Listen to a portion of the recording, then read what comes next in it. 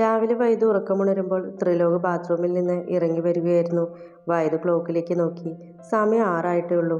എന്താ നേരത്തെ? വൈദു മുഖം തുടച്ചു. അപ്പച്ചി കാണണമെന്ന് പറഞ്ഞു. ത്രിലോക് കണ്ണാടി നോക്കി മുടി ചീകി.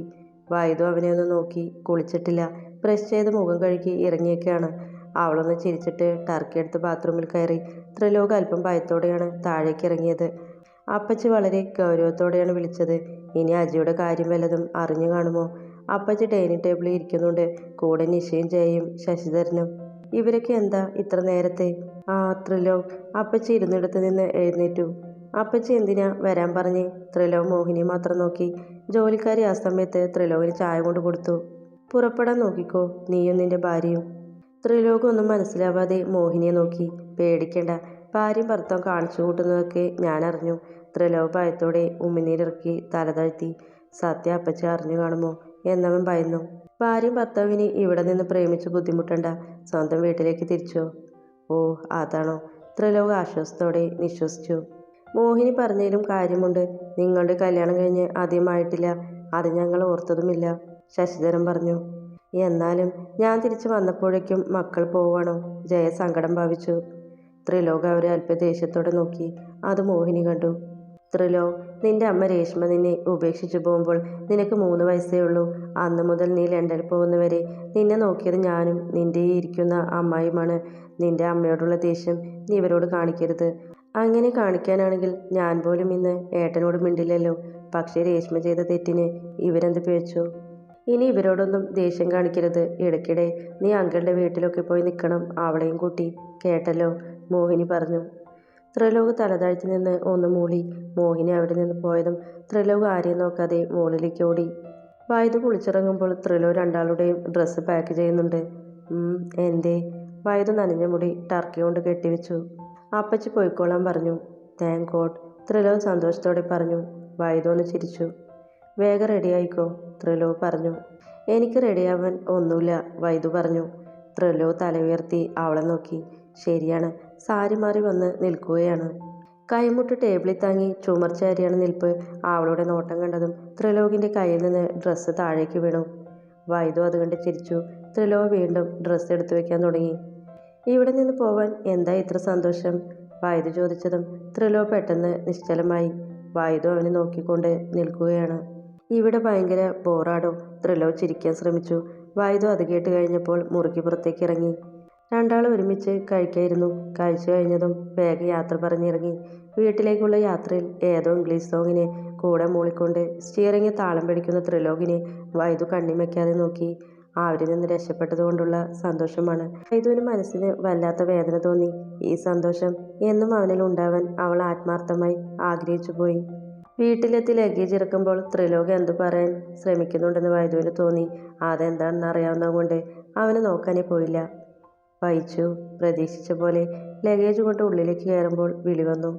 എന്താ? ഒന്നും അറിയാത്ത പോലെ അവൾ തിരിഞ്ഞു. അത് തൻ്റെ ലഗേജ് എൻ്റെ മുറിയിൽ വെച്ചാൽ പോരെ? ത്രിലോക് കാറിൻ്റെ ഡോറിൽ ചുരണ്ടി. വൈദു ചുണ്ട് ഉള്ളിലേക്ക് പിടിച്ച് ചിരിയടക്കി. അവൾ ഗൗരവത്തോടെ മൂളി അകത്തേക്ക് കയറി. യെസ്, ത്രിലോക് കൈചുരുട്ടി ആക്ഷൻ കാണിച്ചു. ലഗേജൊക്കെ ത്രിലോകിൻ്റെ മുറിയിൽ തന്നെ കൊണ്ടുവച്ചു. മല്ലിക ചേച്ചി വീടൊന്നും വൃത്തിയാക്കുന്നത് കൊണ്ട് അഴുക്കൊന്നുമില്ല. ഡ്രസ്സൊക്കെ എടുത്തു വെച്ച് രണ്ടാളും മുറി ഒതുക്കി. രണ്ടാളും ക്ഷീണത്തോടെ ബെഡിലേക്കിരുന്നു. ഞാൻ ചായ ഇടാം. വൈദു എഴുന്നേറ്റതും ത്രിലോക് അവളുടെ കയ്യിൽ പിടിച്ചു വലിച്ചു. വൈദു ബെഡിലേക്ക് തന്നെ ഇരുന്നു. മല്ലിക ചേച്ചി എത്തിക്കാണും, ഞാൻ വിളിച്ചു പറഞ്ഞിരുന്നു, ത്രിലോക് പറഞ്ഞു. രണ്ടാളും നന്നേ വിയർത്തിട്ടുണ്ട്. ത്രിലോക് അവളുടെ കയ്യിൽ മെല്ലെ തഴുകി. വൈദു വേഗം കൈവലിച്ചു. ത്രിലോക് അവളെ കുസൃതിയോടെ നോക്കി. പെട്ടെന്നാണ് വൈദുവിൻ്റെ ഫോൺ ബെല്ലടിച്ചത്. അവൾ അറ്റൻഡ് ചെയ്ത് ചെവിയോട് ചേർത്തു.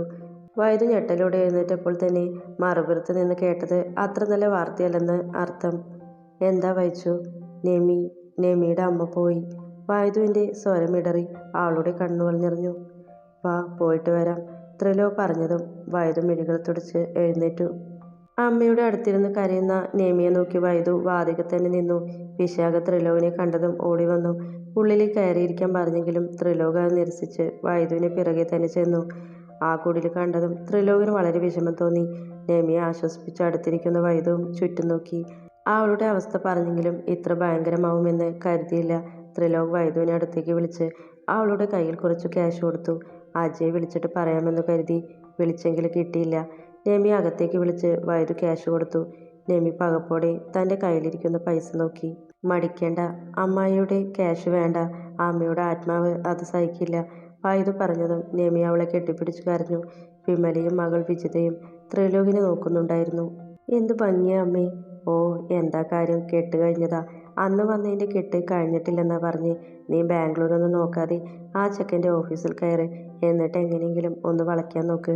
വിമല അടക്കം പറഞ്ഞു കേട്ടിട്ടും വിജിതയുടെ കണ്ണുകൾ ത്രിലോകിനെ തന്നെ വലയം ചെയ്തു. ത്രിലോകും വൈദും നെമിയുടെ കൂടെ തന്നെ നിന്നു.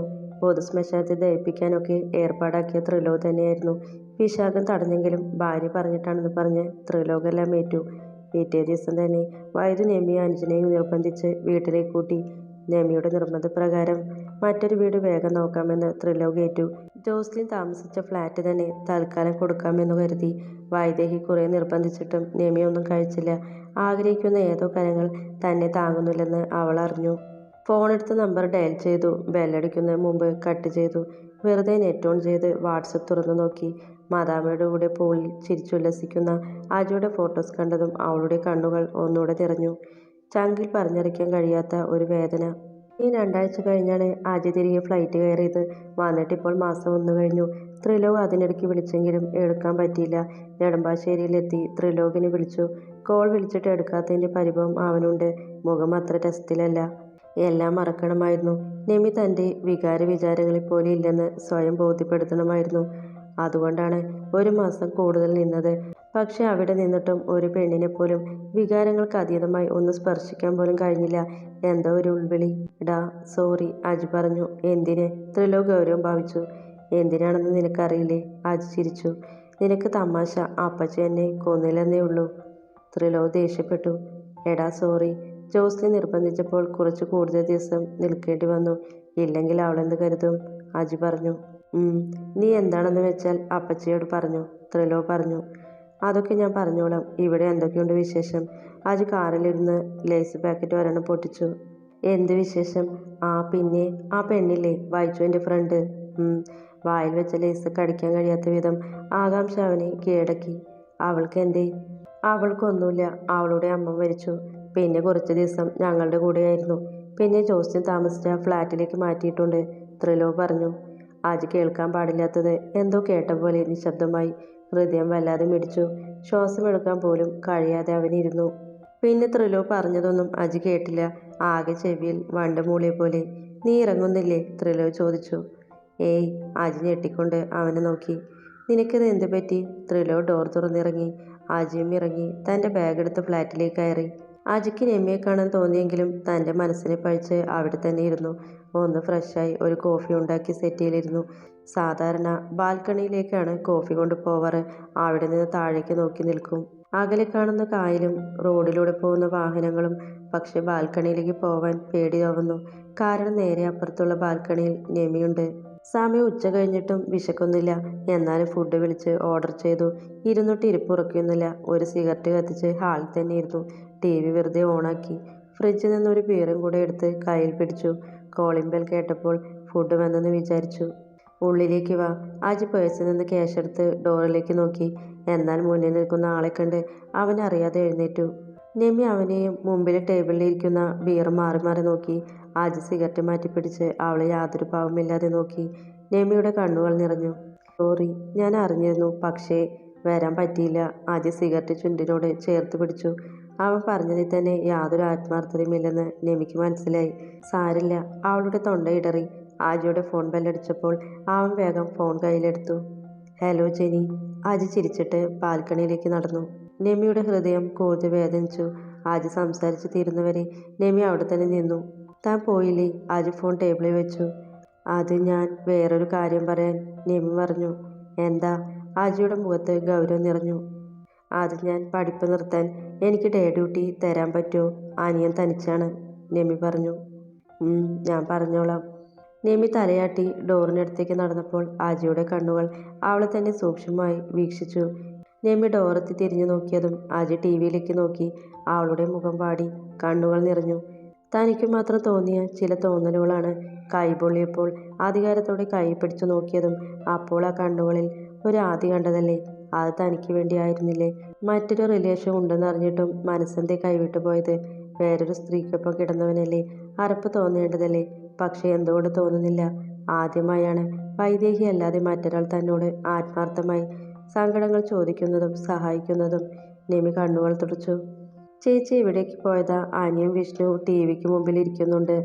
ഒന്നുമില്ല, ജോലിക്കാരും പറയാൻ അജി സാറിൻ്റെ അടുത്തേക്ക് പോയതാ. നെമി കിച്ചണിലേക്ക് നടന്നു. അല്ലെങ്കിലും വെറും എംപ്ലോയിയോട് അജി സാറിന് എന്ത് തോന്നാനാണ്? എന്നാലും മനസ്സിന് നല്ല വിഷമമുണ്ട്. ത്രിലോക് വീട്ടിലേക്ക് ചെല്ലുമ്പോൾ വൈദു ഉമ്മർത്ത് തന്നെയുണ്ട്. അവൻ കാറിൽ നിന്ന് ഇറങ്ങിയതും ചിരിച്ചു. വൈദു അത് ശ്രദ്ധിക്കാതെ മുഖം തിരിച്ചു. ഇവൾക്കിതെന്തേ? ഉള്ളിലേക്ക് ചെല്ലുമ്പോൾ ടീ എടുത്ത് ഡൈനിങ് ടേബിളിൽ കൊണ്ടുവച്ചു. മുഖം അപ്പോഴും അങ്ങനെ തന്നെ. തിരിച്ചു പോവാൻ നിന്നവളുടെ കൈ മുറുകെ പിടിച്ചു. അവൾ മുഖം ചുളിക്കുന്നുണ്ട്. എന്നാൽ ത്രിലോക് ഗൗരവത്തിലാണ്. എന്താ നിന്റെ പ്രശ്നം? ത്രിലോകിന്റെ ശബ്ദം അല്പം ഉയർന്നതും മല്ലിക കിച്ചണിൽ നിന്ന് വന്നു നോക്കി. വൈദു ആ സമയം കണ്ണു നിറച്ചു നോക്കി. ത്രിലോക് അവളുടെ കൈ അയച്ചു. പറ, എന്താ കാര്യം? അവൻ ശാന്തമായി. നെമിയെ കാണാൻ കൊണ്ടുപോവാ പറഞ്ഞിട്ട്. വൈദുവിൻ്റെ സ്വരം ഇടറി. ഞാൻ മറന്നുപോയി, സോറി, ത്രിലോക് പറഞ്ഞു. വൈദു പിറുപിറുത്ത് തിരിഞ്ഞു നടന്നു. ഇനി ഈ ദിവസം മുഴുവൻ മുഖം ഇങ്ങനെ വീർപ്പിച്ചോണ്ട് നടക്കും. അത് കാണുമ്പോൾ തന്നെ കലി കയറും. അന്ന് രാത്രി ആളെയും കൂട്ടി പുറത്തുപോയി. തട്ടുകടയിൽ നിന്ന് ഫുഡ് വാങ്ങിക്കൊടുത്തു. പിണക്കം തീർക്കാൻ 2 ഐസ്ക്രീമും. സ്ട്രീറ്റ് ലൈറ്റിൻ്റെ വെളിച്ചത്തിൽ റോഡിലൂടെ കൈകോർത്ത് പിടിച്ച് രണ്ടാളും നടന്നു. വൈച്ചു. വൈദു അവൻ്റെ തോളിൽ നിന്ന് മുഖമുയർത്തി നോക്കി. ഞാൻ നിന്നെ എന്തിനാ മാരേജ് ചെയ്തതെന്നറിയോ? ഇല്ല. അറിയണ്ടേ? ത്രിലോക് നിന്നിട്ട് അവളുടെ മുഖത്തേക്ക് നോക്കി. വേണ്ട. വൈദുവും നിന്നു. എൻ്റെ കയ്യിൽ എൻ്റെ സ്വത്തുക്കൾ തിരികെ കിട്ടും ഉടനെ തന്നെ, ത്രിലോക് പറഞ്ഞു. ഓ, അപ്പോൾ അതിനു വേണ്ടിയാണ് എന്നെ കെട്ടിയത്? വൈദു ചോദിച്ചു. അങ്ങനെയും പറയാം, ത്രിലോക് പറഞ്ഞു. അപ്പോൾ ഈ സ്വത്തുക്കൾ കിട്ടിയാൽ ത്രിലോക് എന്നെ ഉപേക്ഷിക്കുമോ? വൈദു അവിടെ തന്നെ നിന്നു. പോടി മണ്ടി, ത്രിലോക് ചിരിച്ചിട്ട് നടന്നു. അവൻ തൊട്ടടുത്ത് നോക്കിയപ്പോൾ വൈദു നിന്നിടത്ത് തന്നെ നിൽക്കുകയാണ്. ത്രിലോക് തിരിഞ്ഞ് അവളുടെ അടുത്തേക്ക് ചെന്നു.